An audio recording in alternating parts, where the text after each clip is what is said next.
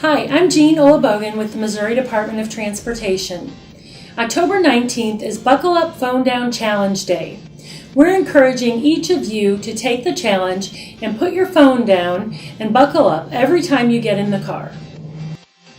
One of the number one causes of crashes is distracted driving. Last year, cell phones contributed to over 2,500 crashes in Missouri. Texting increases the chances of a car crash by 50%. Last year, there were 932 fatalities in Missouri. More than 64% were not buckled up. The challenge is simple. Always buckle up. Before driving or riding in a car.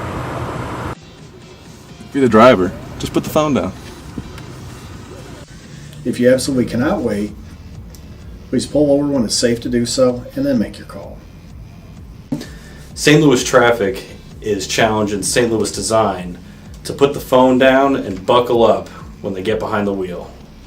St. Louis traffic.